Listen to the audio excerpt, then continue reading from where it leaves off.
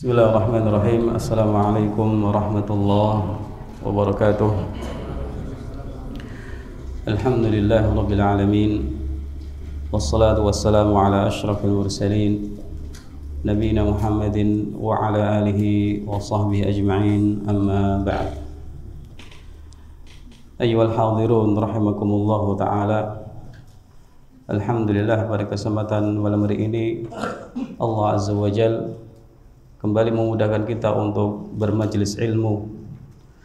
Semoga Allah Subhanahu wa taala memberikan tambahan kepada kita ilmu yang bermanfaat, menambahkan taufik, menguatkan iman kita dan memberikan kepada kita istiqamah di atas jalannya. Amin. Pada kesempatan malam hari ini insyaallah azza wa jalla kita akan kembali sama-sama untuk tawasi bil haq dan tawasi bis sabr.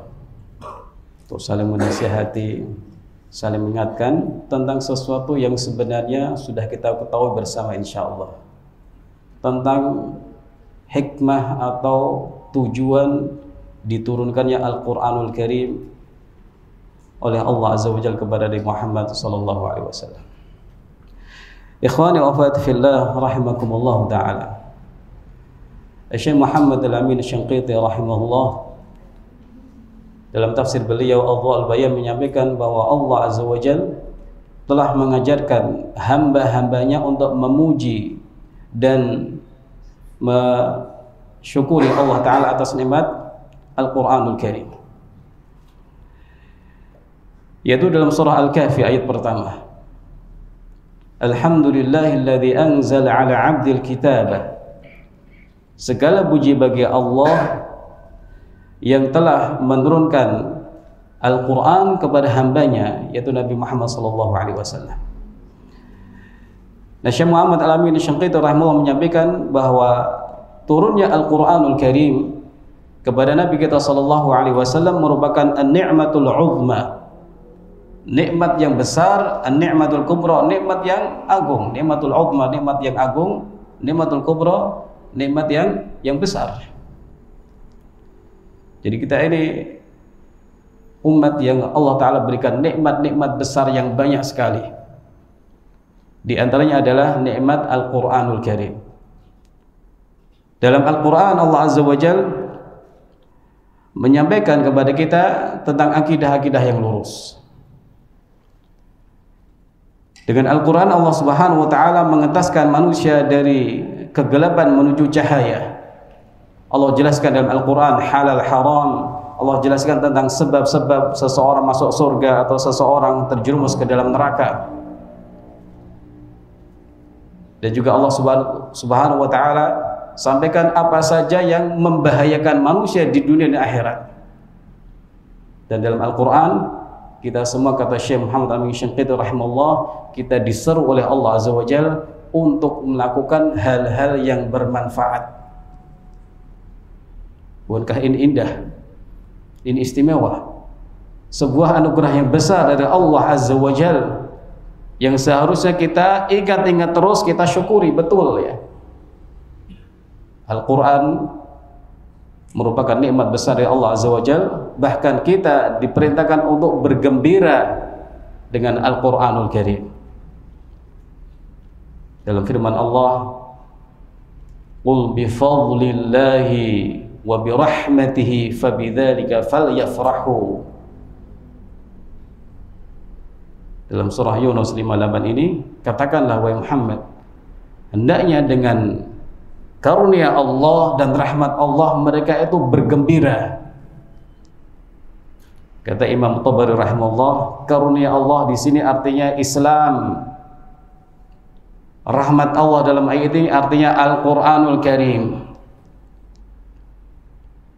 Di sini kita sudah jelas sekali, Al-Quran adalah nikmat besar dari Allah, rahmat juga dari Allah Subhanahu wa Ta'ala. Nikmat yang betul-betul kita butuhkan, rahmat yang betul-betul kita butuhkan. Memang betul kita itu butuh oksigen, butuh kesehatan ya, butuh nikmat-nikmat fisik ini. Tapi ketika seseorang jauh dari Al-Quranul Karim, tidak Allah mudahkan untuk taat kepada Allah Ta'ala, maka seolah-olah mata, kaki atau mulut ini seolah-olah tidak bermanfaat. Kenapa? Tidak dapat hidayah dari Allah Subhanahu wa taala. Ikhwani wa akhwati fillah rahimakumullah taala. Kelanjutan dari firman Allah tadi di surah Al-Kahfi ayat 1, "Wa lam yaj'al lahu 'iwaja." Dan Allah tidak menjadikan pada Al-Qur'an suatu bentuk kebengkokan sedikit pun. Dalam kata-kata yang ada dalam Al-Qur'an, dalam kalimat-kalimatnya, dalam hukumnya, dalam keyakinannya, semuanya lurus. Betul-betul lurus. Karena berasal dari Allah Azza wa Jalla yang Maha Haq. Akhbaruhu kulluha sidqun, kata Syekh Sangkiti lagi. Seluruh beritanya adalah benar. Wa ahkamuhu kulluha adlun, dan semua hukumnya itu semuanya adil ya. Di Al-Quran itu tidak ada sedikit pun aib atau kekurangan atau kesalahan sama sekali dalam urusan kata, hukum, keyakinan atau apa saja. Semuanya lurus, betul-betul lurus. Makanya risalah yang dibawa Nabi SAW itu disebut Al-Haq. Kenapa Pak, Bu? Al-Haq itu kebenaran yang di puncaknya. Jenengan bicara sesuatu yang benar sesuai dengan realita, itu jujur, benar ya. Menginformasikan sesuatu yang sesuai fakta itu benar. Nah, kebenaran yang paling benar, kebenaran yang berada di puncaknya adalah Al-Haq. Itulah yang dibawa Nabi Muhammad SAW yang datang dari Allah Azza wa Jalla, Al-Haqqul Mubin. Ayyuhal hadirun rahimakumullah ta'ala. Kalau kita sudah tahu Al-Quran itu lurus, maka tidak mungkin ada celah bagi siapapun ya untuk comot-comot ayat Al-Quran dalam rangka membenarkan kesalahannya. Tidak mungkin. Jadi misalnya ada orang liberal memakai ayat untuk membenarkan liberalnya, atau wahdatul wujud menggunakan ayat, orang-orang yang toleransi kebablasan menggunakan ayat, kita pastikan pasti penggunaan ayatnya salah. Tidak mungkin Al-Quranul Karim mendukung wahdatul wujud yang hakikatnya adalah kekufuran. Tidak mungkin Al-Quran mendukung kehidupan yang bebas semau kita. Tidak mungkin. Al-Imam Ibnu Katsir rahimahullah ta'ala pernah mengatakan dalam tafsir beliau, "Falaysa bihamdillah limubtadiin fil Qur'ani hujjatun sahihah." Di alhamdulillah, orang yang menyimpang tidak akan bisa punya hujjah yang sahihah untuk membenarkan penyimpangannya. Tidak mungkin. Pasti salah menggunakan ayat, salah memahami ayat, atau salah dalam berdalil dengan ayat itu. Namanya orang yang keliru, sesat, menyimpang, ya supaya laris apa yang digunakan Pak? Nyomot Al-Quran, nyomot hadis. Dipastikan tidak mungkin ayat itu mendukung kekufuran, mendukung kebebasan dengan sebebasnya. Tidak mungkin itu. Jadi sekali lagi kata Imam Ibnu Katsir rahimahullah, alhamdulillah tidak ada seorang pun mubtadi', orang yang menyimpang, yang punya hujjah yang benar dalam Al-Quranul Karim. Kenapa? Al-Quran datang untuk membedakan mana yang hak dan mana yang batil, untuk menjelaskan mana yang hidayah dan mana yang sesat. Dan Al-Quran itu turun dari Allah yang maha beri petunjuk, Allah yang maha benar, dan Allah yang maha tahu kebutuhan hamba-hambanya. Ayyuhal hadirun rahimakumullah ta'ala. Allah Subhanahu wa ta'ala menyebutkan bahwa Al-Quran diturunkan untuk hidayah bagi umat manusia. Namun orang-orang yang akan mendapatkan hidayah yang banyak adalah orang-orang mukmin, orang-orang yang muttaqin. Sebagaimana yang Allah Ta'ala firmankan, Alif lam mim dzalikal kitabu la raiba fihi hudal lil muttaqin. Alif lam mim, kitab itu la raiba fihi, tidak ada keraguan sedikit pun bahwa Al-Qur'an turun dari Allah. Hudal lil muttaqin, hidayah bagi orang-orang yang bertakwa. Atau dalam ayat yang lain Allah Azza wa Jalla berfirman, qul huwa lil ladzina amanu huda wa shifaa. Katakanlah Al-Qur'an itu hidayah dan penyembuh bagi orang-orang yang beriman. Bapak Ibu dan Saudara rahimakumullah taala. Nah, bagaimana cara seseorang itu bisa merengkuh hidayah Al-Qur'an, bisa mendapatkan kebaikan dari Al-Qur'an, bisa mempraktekkan kandungan-kandungan Al-Qur'anul Karim? Maka jawabannya adalah dengan cara at-tadabbur, merenungi, menghayati kandungan Al-Qur'an, mengulang-ulang kembali apa yang sudah dipelajari dalam tafsir. Itu yang nanti akan menjadi pintu bagi seseorang agar hidayah Allah melalui Al-Qur'an masuk ke dalam hatinya dan kemudian diamalkan, mudah diamalkan dalam kesehariannya.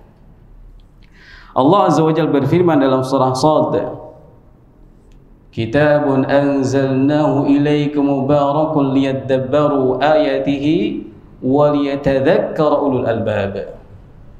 Surah Shad ayat 29. Syekh Sa'di rahimahullah dalam tafsirnya mengatakan, Kitabun anzalnahu ilaika mubarak. Kitab ini kami turunkan kepada engkau ya Muhammad, mubarak. Mubarak itu apa? Kebaikannya banyak,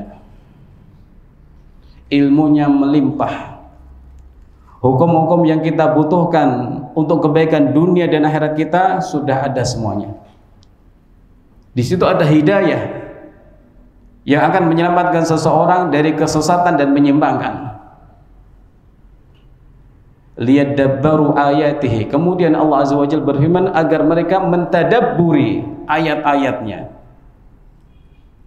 Kata Syekh Sa'di rahimahullah, ini hikmah ya diturunkannya Al-Qur'an agar orang-orang mentadabburi, bukan sekedar membaca, bukan sekedar mengerti tafsirnya kemudian dibaca saja, tapi dibaca berulang-ulang terus ya. Dengan inilah nanti kebaikan dan barokahnya akan didapatkan. Kandungan atau hidayahnya akan bisa kita dapatkan, bisa merasuk ke dalam renung hati kita yang paling dalam. Nah, inilah Bapak Ibu rahimakumullah yang masih jadi PR kita.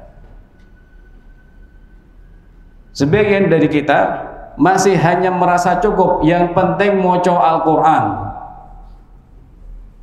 Ini dahulu sudah diingatkan oleh Al-Hasan Al-Basri rahimahullah. Kita ini diperintahkan untuk mengamalkan Al-Qur'an, tapi sebagian orang membatasi dalam membaca Quran saja. Menganggap kalau saya sudah baca Quran berarti saya sudah mengamalkan Al-Qur'an. Tentu ini tidak benar. Kembali ke tadabbur tadi ya, merenungi, menghayati, dan tentunya setelah seseorang membaca tafsir-tafsir ayat, belajar Al-Qur'an, belajar tafsirnya, satu ayat difahami dari satu tafsir bersama seorang guru, kemudian membaca tafsir yang lain, kemudian dibaca lagi, dibaca lagi. Jangan pernah merasa bosan, karena ayat ini, Shad ayat 29 ini berisi beberapa keterangan atau petunjuk ya.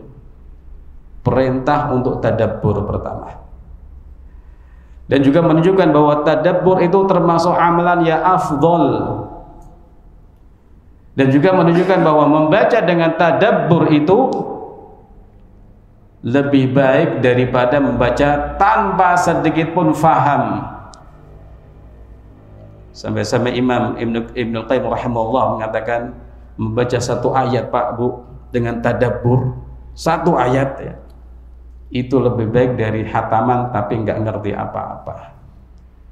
Karena apa? tujuan diturunkan Al-Quran adalah hidayah. Dan hidayah itu tidak bisa diketahui kecuali dengan mempelajari tafsir-tafsirnya.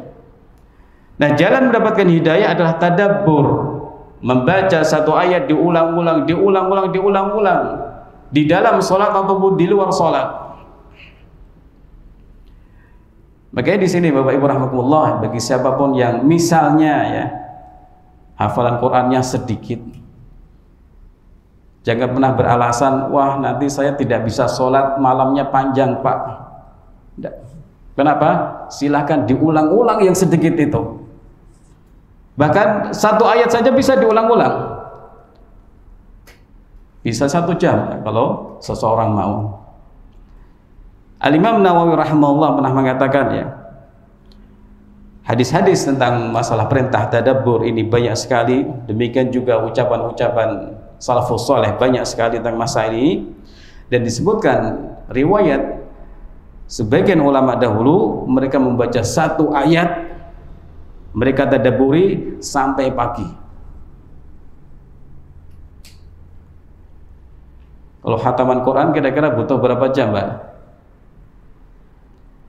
Katakanlah sehari semalam gitu, katakanlah 24 jam atau 20 jam lah, katakanlah begitu. Nah, dalam waktu yang sama orang membaca Al-Quranul Karim walaupun yang dibaca 1 ayat, kan kurang lebih sama Pak ya. 20 jam untuk membaca Quran khatam, 20 jam untuk tadabbur 1 ayat faham, dan kemudian masuk dalam hati, lalu seseorang bisa mengamalkan kandungan-kandungannya. Jadi Bapak Ibu rahimakumullah ta'ala, ini yang seharusnya kita usahakan ya. Baca Quran dengan pemahaman, baca Quran dengan tadabbur, dengan penghayatan, supaya apa? Nilai-nilai yang Allah ajarkan dalam Al-Quran, hadis tentang akidah, tentang keimanan, tentang akhlak dan lain sebagainya, itu nanti Allah mudahkan untuk kita amalkan. Kenapa? Terngiang-ngiang terus telinga. Karena apa? Karena kita sering membacanya dengan tadabbur. Jadi inilah tugas kita semua ya, memahami Al-Quran, menghadiri kajian-kajian yang mengajarkan tafsir Al-Quran, mengajarkan tafsir Ibnu Katsir, tafsir At-Tabari, atau tafsir-tafsir yang lainnya. Kemudian kita ulang kembali pelajaran itu, kita baca ayatnya, kemudian kita baca lagi dan juga dibaca lagi dalam sholat-sholat kita. Jangan sampai kita hanya merasa cukup dengan yang penting sudah baca Al-Quran, atau merasa cukup dengan menempel stiker Al-Quran is apa Pak? Is my way of life gitu ya, di mobil atau di mana. Tidak seperti itu. Quran diturunkan untuk sebagai hidayah, sebagai syifa, penyembuh, sebagai rahmat. Maka caranya adalah dengan mengamalkan kandungan-kandungannya, mengamalkan perintah Allah, menjauhi larangannya. Kita menghiasi diri dengan akhlak-akhlak Al-Quran, kemudian kita meyakini semua berita dari Al-Quranul Karim. Karena apa? Karena semuanya adalah benar dan kita butuhkan supaya kita lurus. Sebagaimana Al-Quran tidak ada bengkok sedikit pun, maka orang yang mengamalkan kandungan Al-Quran akan menjadi hamba-hamba yang lurus dan mendapatkan hidayah dari Allah Subhanahu wa taala. Ikhwani wa akhwati fillah rahimakumullah. Nabi kita SAW sudah memberikan contoh ya, beliau menangis ketika membaca Al-Quran. Suatu ketika pernah beliau minta Abdullah bin Mas'ud untuk membacakan Al-Quran kepada beliau. Maka sahabat yang mulia ini pun merasa terheran-heran. Ya Rasulullah, Quran turun kepada engkau, aku membacakannya kepada engkau. Kata Nabi, bacakanlah Quran kepadaku.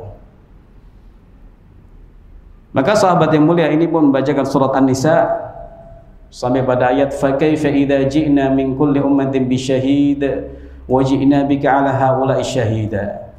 Bagaimana kalau kami mendatangkan saksi-saksi bagi mereka di hari kiamat nanti?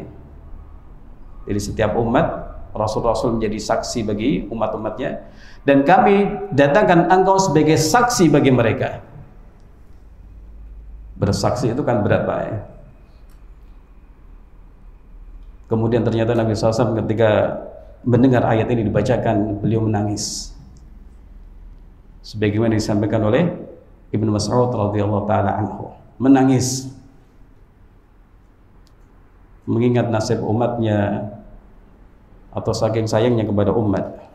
Nah, sekarang pertanyaannya, kapan kita menangis ketika membaca Al-Qur'anul Karim? Ada ayat siksaan, ancaman. Kapan kita rindu dengan janji-janji Allah Subhanahu wa taala? Sementara sebagian kita kadang-kadang baca cerita fiktif, cerita fiksi, ya, nangis, ya. Ibu-ibu apa lagi itu, ya, terharu, berderai air mata. Kenapa? Terharu saya, kasihan banget cerita. Padahal nggak benar gitu, bikinan orang. Tapi hati kenapa bisa tersentuh? Berarti situ ada PR kita. Hati kita ada sesuatu yang kotor, sesuatu yang bersih, ada penyakit, kurang senang dengan petunjuk Al-Quran dan lain sebagainya. Melihat film, melihat ini dan itu, tersentuh, ya. Maka pertanyaan, kapan kita tersentuh dengan kisah-kisah yang Allah Ta'ala sebutkan dalam Al-Quran, ya? Ancaman-ancaman dari Allah Subhanahu wa Ta'ala, janji-janji baik dari Allah Subhanahu wa Ta'ala tentang akhirat, tentang nikmat surga, ya, dan lain sebagainya. Maka ini hendaknya menjadi tugas kita semua. Kita ingatkan diri kita semua bahwa saya harus mengamalkan Al-Quran. Makanya orang dahulu ketika membaca Al-Quran, ham mereka yang ada di benak mereka bukan kapan saya selesai surat ini, kapan saya selesai baca Quran, tidak, tapi kapan saya faham muradullah, muradnya Allah atau kehendak Allah Subhanahu wa taala ini. Kapan saya bisa berinteraksi dengan baik dengan kisah-kisah ini, ya. Kapan saya berakhlak baik dengan terus jujur, ya. Walaupun banyak orang tidak suka. Dan begitu seterusnya. Ikhwani wa akhwati fillah rahimakumullah taala. Mari kita ambil beberapa contoh, ya, untuk kita tadabburi, untuk kita ingat-ingat, ya. Pertama tentang firman Allah Azza wa Jalla, wa athi'ullaha war rasul la'allakum turhamun, dan taatilah Allah dan Rasulullah agar kalian dapat rahmat. Ayat yang mulia ini kandungannya merupakan landasan kita dalam beragama. Landasan kita beragama dalam Islam adalah taat kepada Allah Subhanahu wa taala dan taat kepada Nabi Muhammad sallallahu alaihi wasallam secara mutlak. Tidak pilih-pilih.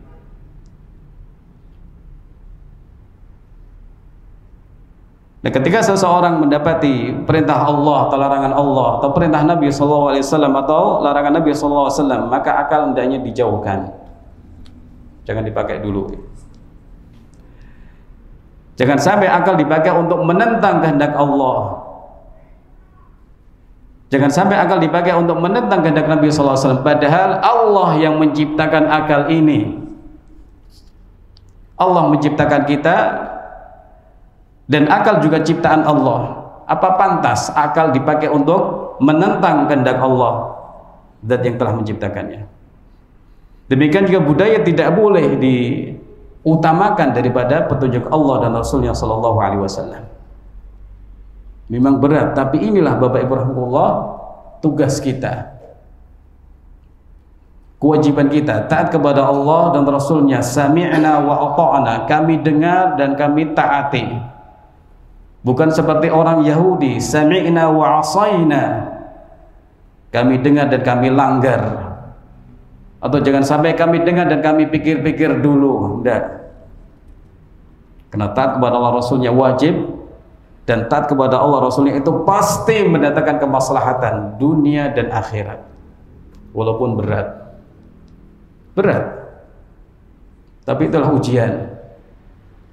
Dunia ini ujian. Siapa yang lebih mengutamakan Allah dan Rasulnya, dan siapa yang lebih mengutamakan hawa nafsunya. Dan hakikatnya orang yang menolak kehendak Allah, tidak mau taat kepada Allah Rasulnya, itu hakikatnya adalah orang yang mengikuti hawa nafsu, disadari atau tidak, diakui atau tidak. Bapak Ibu rahimakumullah ta'ala, wa atiullaha war rasul la'allakum turhamun. Taatilah Allah dan Rasulnya, pasti kalian dapat rahmat. Kata la'alla dalam Al-Quran, kalau dalam bahasa Arab artinya semoga, tapi artinya pasti. Orang yang taat kepada Allah, taat kepada Rasulullah SAW, pasti dapat rahmat. Nah, ini yang nanti akan memudahkan seseorang atau membuat orang semangat taat kepada Allah Rasulnya. Saya pasti dapat rahmat dari Allah, dan itulah yang saya butuhkan di dunia ini.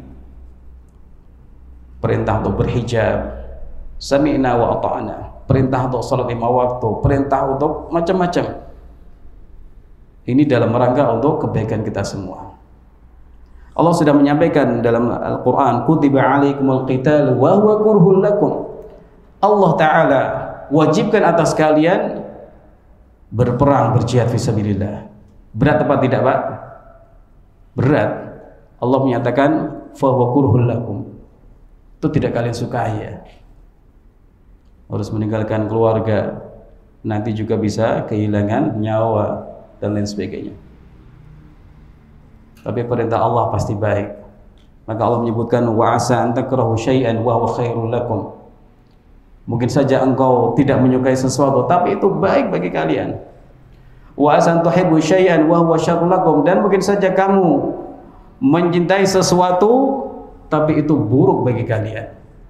Lalu Allah tutup ayat ini dengan wallahu ya'lam wa antum la ta'lamun. Allah Maha tahu yang tidak kalian ketahui. Karena ilmu kita terbatas, Bapak Ibu rahimakumullah. Kecerdasan kita terbatas. Pengetahuan kita terbatas. Maka ketika ada perintah dari Allah yang Maha tahu kemaslahatan hamba, ada perintah dari Nabi SAW yang sangat tulus kepada umatnya, hendaknya didahulukan, hendaknya kita prioritaskan, hendaknya kita mohon kepada Allah, ya Allah mudahkan aku untuk menaati Engkau dan menaati Rasulmu sallallahu alaihi wasallam. Berat, tapi la'allakum turhamun, kalian pasti dapat rahmat. Ikhwani wa akhwati fillah rahimakumullah. Dalam ayat yang lain Allah Ta'ala mengingatkan bahwa orang yang menyambut suruhan Allah dan Rasulnya itu orang yang nanti akan dapat kehidupan yang hakiki. Ya ayyuhalladzina amanu stajibu lillahi walir rasuli idza da'akum lima yuhyikum. Wahai orang beriman, penuhilah seruan Allah dan Rasulnya ketika Rasul ini menyuruh kalian untuk menghidupkan engkau. Padahal para sahabat hidup. Maksudnya apa? Hidup yang hakiki. Makanya dalam Al-Quran orang kafir itu disebut mayyit, mati. Makanya dalam Al-Quran munafik disebut orang yang sakit. Walaupun mereka segar bugar, sehat, walafiat ya. Mata mereka bisa melihat, tangan bisa bergerak dan seterusnya. Tapi Allah sebut orang munafik itu apa? Summun bukmun umyun.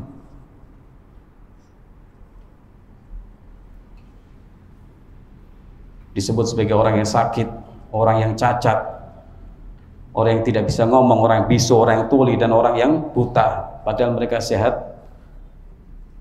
sehat-sehat semua. Nah, kehidupan yang hakiki akan didapatkan seseorang dengan taat kepada Allah dan Rasulnya, menyambut seruan Allah dan Rasulnya. Dengan itu nanti lisan kita menjadi baik, hati kita jadi sehat ya. mata kita pun terkendali, kaki kita pun mudah melangkah menuju tempat-tempat yang baik. Nah sebaliknya ketika seseorang itu jauh dari taat kepada Allah Rasulnya, maka mulutnya akan busuk walaupun senyumnya manis, matanya akan jelalatan, tidak terkendali. Dengan matanya seseorang berbuat maksiat padahal itu nikmat Allah, nikmat dari Allah bagi dirinya. Kakinya sangat susah untuk dilangkahkan menuju tempat-tempat yang baik, padahal tetangga masjid misalnya. Telinganya susah untuk mendengar nasihat, padahal ya normal-normal saja. Kenapa ini? Karena tidak ada cahaya tadi, jauh dari cahaya Allah Azza wa Jalla. Ikhwani wa akhwati fillah rahimakumullah ta'ala. Jadi ayat ini mari kita baca berulang-ulang ya. Kita ingat-ingat, saya wajib taat kepada Allah Rasulnya ketika seseorang keluar, ketika seseorang di masjid, di kantor, di pasar dan seterusnya. Saya harus taat kepada Allah Rasulnya apapun yang terjadi, kalaupun harus dibenci orang atau yang lain sebagainya. Sebab sabar itu ada 3 ya, sabar dalam menjalankan perintah, sabar dalam menghindari larangan, dan sabar dalam menghadapi takdir. Memang harus sabar, dan dengan itulah nanti orang akan tinggi derajatnya di sisi Allah Subhanahu wa taala. Dunia ini adalah dunia tempat untuk ujian dan cobaan. Ikhwani wa akhwati fillah rahimakumullah taala. Selanjutnya firman Allah Ta'ala, ya ayyuhan nasu kulu mimma fil ardi halalan thayyiba. Wahai manusia, makanlah dari apa-apa yang di muka bumi ini yang halal dan thayyib. Yang halal dan thayyib. Halal itu apa? Kata Syekh Sa'di rahimahullah, yang cara mendapatkannya itu dibenarkan syariat. Tidak dari mencuri, tidak dari ghasab, tidak dari cara-cara diharamkan syariat, tidak dari membantu orang berbuat jahat atau hal-hal yang dilarang oleh syariat. Thayyib adalah sesuatu yang baik, tidak seperti Allah mengharamkan darah ya, mengharamkan daging babi dan lain sebagainya. Kenapa? Itu tidak baik. Nah di sini Bapak Ibu rahmatullah taala, kita semua diperintahkan untuk tidaklah makan kecuali yang halal. Cara mendapatkannya baik, dibenarkan syariat, dan zatnya itu halal, baik ya. Dua-duanya harus berjalan seiringan. Cara mendapatkan makanan itu, minuman itu, atau cara mendapatkan penghidupan kita, uang kita, caranya benar ya. Kerja tanpa ada tipu menipu, kerja tidak ada unsur merugikan orang dan lain sebagainya. Ini berat, iya berat, tapi perintah Allah, dan perintah Allah pasti baik, pasti membuat seseorang selamat di dunia dan akhiratnya. Jangan pernah mengatakan nyari yang haram saja susah, apalagi yang halal. Tidak begitu. Dulu di zaman dahulu, di zaman salafus saleh, ada satu kitab Kasbul Halal Amal Abtal ya, karya Syekh Muhammad Al-Iman. Beliau menyebutkan bahwa zaman dahulu sudah ada 200-an jenis penghidupan ya, cara mencari rezeki. Apalagi zaman sekarang Pak, tentu tambah banyak ya. Kalau orang mau betul-betul berniat mencari rezeki yang halal, itu pasti dapat jalannya insyaallah ta'ala. Memang berat, tapi apa? Tapi ini perintah Allah. Dan dahulu ada keterangan dari Imam Sufyan Ats-Tsauri rahimahullah, kasbul halali amalul abtal. Mencari yang halal itu adalah pekerjaan para orang-orang super ya. Superhero ya. Karena tidaklah melakukannya kecuali orang-orang yang kuat. Kasbul halal amalul abtal. Mencari yang halal itu adalah pekerjaan atau aktivitas para kesatria. Kesatria itu kan kuat ya. Ada cobaan, tetap jalan. Ada godaan, tetap jalan. Bisa teguh. Yang penting saya cari yang halal. Ketika dikasih amplop, ini Pak bagianmu, ini dari mana? Ditanya. Kenapa saya dapat ini? Mungkin dijawab, oh teman-teman sudah dapat semua kok, tinggal kamu saja. Misalnya gitu kan. Harus seseorang memastikan, saya berhak mendapat ini apa tidak? Kenapa saya berhak mendapatkannya? Harus ditanya. Kenapa? Nanti akan ditanya di akhirat nanti. Makanan akan ditanya. Yang kita keluarkan akan ditanya ya. Dapat dari mana dan dipakai untuk apa? Kan berat. Mumpung di dunia seseorang susah payah dulu dalam masalah ini supaya nanti urusannya lebih ringan di akhirat kelak. Ya ayuhan nasu kulu mimma fil ardi halalan thayyiba. Wahai manusia, ini kan panggilan kepada kita semua. Bahkan termasuk orang kafir sekalipun, kata Syekh Sa'di rahimahullah. Makanlah yang ada di muka bumi ini yang halal-halal dan yang baik-baik. Jauhi yang haram, jauhi yang berbahaya, jauhi yang diharamkan oleh syariat. Karena pasti akan merusak, pasti akan mendatangkan madarat ya. Ini pasti ya. Kalau orang dapat uang dari yang diharamkan ya kelihatannya banyak tapi nggak barokah, cepat hilang, cepat habis. Atau akan mendatangkan kerusakan di rumahnya. Tiba-tiba anaknya menjadi pecandu, rumah tangga jadi hancur ya. Atau kalau itu makanan haram yang buruk-buruk ya, nanti akan merusak badannya. Karena tidaklah Allah mengharamkan sesuatu pasti akan merusak agama dan merusak fisik seseorang. Ikhwani wa akhwati fillah rahimakumullah taala. Al-Imam Bukhari, bapak beliau namanya siapa? Ada yang tahu? Ya. Ismail, nama Asad. Muhammad bin Ismail bin Ibrahim.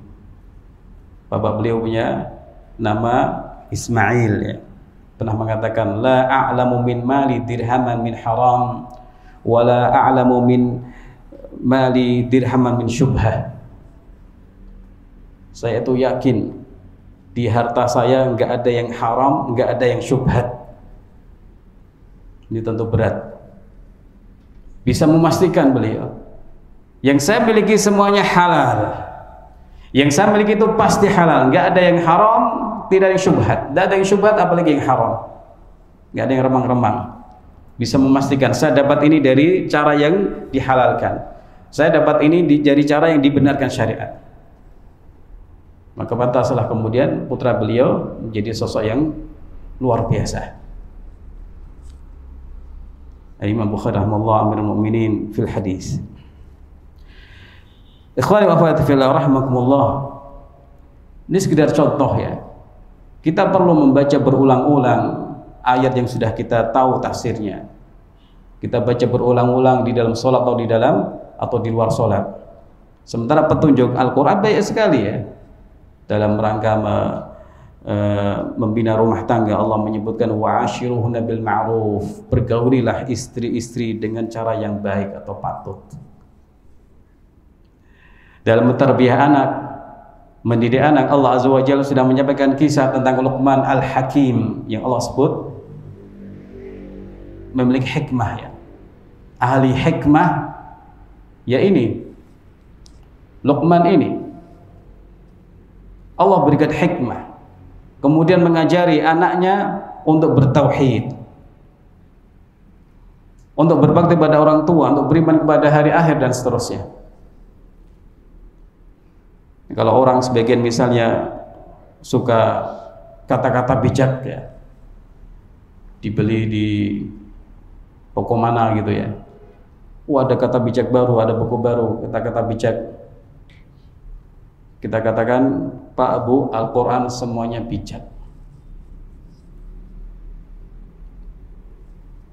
Hadis juga berisi yang bijak-bijak semuanya. Al-Quran Allah sebut sebagai Al-Hakim, Yasin wal Quranil Hakim. Yasin demi Al-Quran yang penuh kebijaksanaan. Mau cari kata-kata bijak Al-Quran Pak, Bu, ini dulu dipelajari. Nanti kita akan jadi orang bijak, jadi orang baik, jadi orang lurus. Karena petunjuk Al-Quran semuanya lurus. Demikian juga sunnah, Allah sebut dengan hikmah dalam Al-Quran. Kata ulama tafsir al-hikmah dalam Al-Quran adalah sunnah Nabi SAW. Kemudian dalam Al-Quran kita diperintahkan agar tidak mengikuti orang-orang kafir. Dalam Al-Quran kita diperintahkan untuk mengerjakan ibadah salat dengan baik. Dalam Al-Quran kita diperintahkan untuk memilih siapa hendaknya yang jadi menantu kita atau siapa yang hendaknya jadi pasangan hidup kita ya. Petunjuknya apa? Utamakan masalah iman. Wala 'abdun mu'minun khairum min musyrikin walau a'jabakum. Seorang hamba saya yang mukmin ya, itu lebih baik daripada orang musyrik walaupun gantengnya itu bikin kamu terkagum-kagum. Wala amatu musyrikatun wala amatu mu'minatun khairum min musyrikati walau a'jabatkum. Dan seorang hamba saya yang beriman kepada Allah Rasulullah SAW itu lebih baik daripada orang wanita musyrikah walaupun kecantikannya bikin terpana orang. Jadi ada petunjuk juga dalam memilih pasangan hidup atau menantu.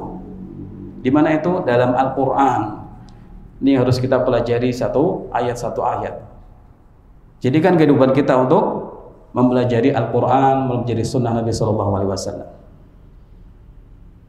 Dalam Al-Quran juga ada keterangan kalau kita ini keturunan siapa Pak? Ya Bani Adam, wahai anak Adam ya. Akan menjadi bantahan bagi orang yang mengaku manusia itu atau punya teori manusia itu anak keturunan kera gitu ya. Ya Bani Adam langsung, wahai anak Adam. Silakan kalau mereka mengaku anak keturunan kera ya silakan. Tapi kita tidak mau seperti itu.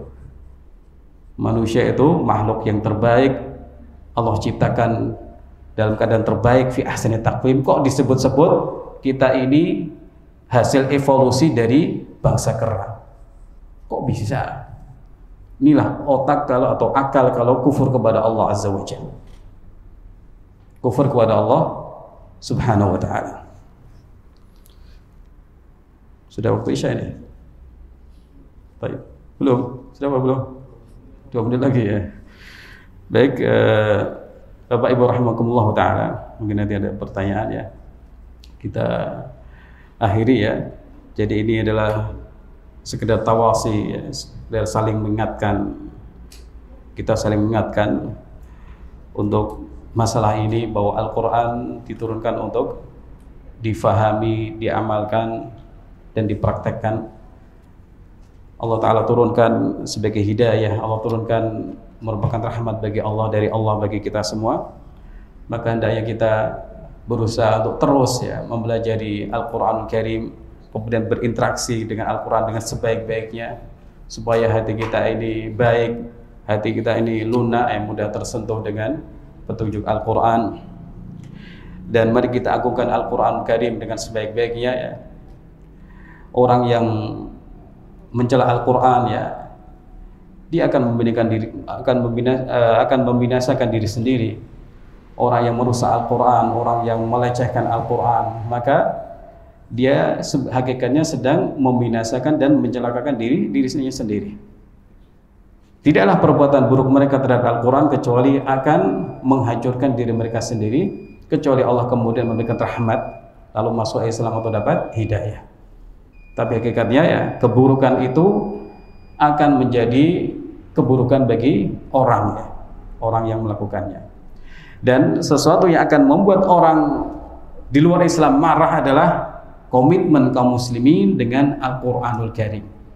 Komitmen kita dengan petunjuk Al-Quran dalam semua urusannya. Demikian Bapak Ibu rahmatullah, semoga yang sedikit ini yang bermanfaat buat kita semua ya. Menambah ilmu, menambah ketakwaan, menambah iman, dan menambah rasa takut kita kepada Allah Azza wa Jalla. Wallahu ta'ala a'lam, wa sallallahu ala nabiyyina Muhammad wa ala alihi wa sahbihi ajma'in. Jazakumullah khairan. wa barakallahu fiikum. Wassalamualaikum warahmatullahi wabarakatuh.